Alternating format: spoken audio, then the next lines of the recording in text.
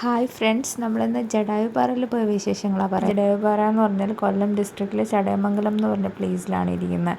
ജടായുപ്പാറയുടെ ഒരു ticket rate വന്നിട്ട് per head 250 + GST ആണ് വരുന്നത്. അതായത് അറൗണ്ട് ഒരു 260-270 ആ ഒരു എമൗണ്ട് വരും. പിന്നെ ജടായുപ്പാറയുടെ ടോപ്പിൽ പോകാനായിട്ട് കേബിൾ കാർസ് അവൈലബിൾ ആണ്. നടന്നു പോകണമെന്നുള്ളവർക്ക് റെസ്റ്റിംഗ് പ്ലേസും ടോയ്ലറ്റും ഒക്കെ അവൈലബിൾ ആണെന്നാണ് ഞാൻ ബോർഡിൽ കണ്ടത്. ഞങ്ങൾ കേബിൾ കാറിലാണ് പോയത്. അതും ഒരു 250 + ചാർജസ് വരും. അതായത് ഒരു പെർ ഹെഡിന് ഒരു 500-നകത്ത് 550-ക്കകത്താണ് ചാർജസ് ആയിട്ട് വരുന്നത്. കേബിൾ കാഴ്സിലെന്ന് പറയുമ്പം 4 പേര് 5 പേർക്കൊക്കെ ഇരിക്കാൻ പറ്റുന്നത്. കേബിൾ കാറിലെ ഇൻസൈഡ് വ്യൂ ആണ് കേട്ടോ. നല്ല രസമാണ് കേബിൾ കാർ വഴി പോകുന്നത്. നല്ലൊരു അഡ്വഞ്ചറസ് ആയിട്ട് തോന്നും. പിന്നെ ചുറ്റും നല്ല ഭംഗിയുമാണ്. ഇത് കേബിൾ കാഴ്സ് അലൈൻ ചെയ്യുന്ന ആ ഒരു സെക്ഷനാണ്. നമ്മൾ കയറുമ്പോൾ നമ്മൾ ടോപ്പിലോട്ട് പോകുമ്പോൾ തന്നെ ആ ഒരു ഫോർട്ട്, രാജവഞ്ചൽ എന്ന് പറഞ്ഞ സ്കൾപ്ചറാണ് ഇത് കംപ്ലീറ്റ് ആയിട്ട് ചെയ്തിരിക്കുന്നത്. മുഴുവൻ ഇത് അടിപൊളിയായിട്ട് ചെയ്തിട്ടുണ്ട്.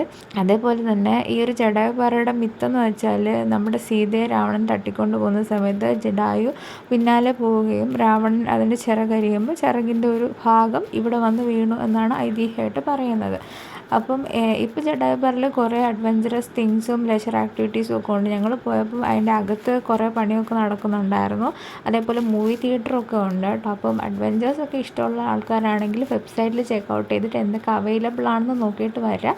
പിന്നെ മേലെ ആണെങ്കിൽ ഈ ജടായുവിൻ്റെ നമ്മുടെ രാമൻ്റെ ഒക്കെ ഒരു സ്മരണാർത്ഥമായിട്ട് ഒരു ക്ഷേത്രമുണ്ട്. ഒരു നോർത്ത് ഇന്ത്യൻ സ്റ്റൈലിലാണ് അത് കെട്ടിയിരിക്കുന്നത്. നമുക്ക് അവിടെ കയറി തൊഴാനും അവിടെ തന്നെ രാമൻ്റെ കാൽപാദം പതിഞ്ഞ ഏരിയ ഇവിടെ സംരക്ഷിച്ചിട്ടുണ്ട്.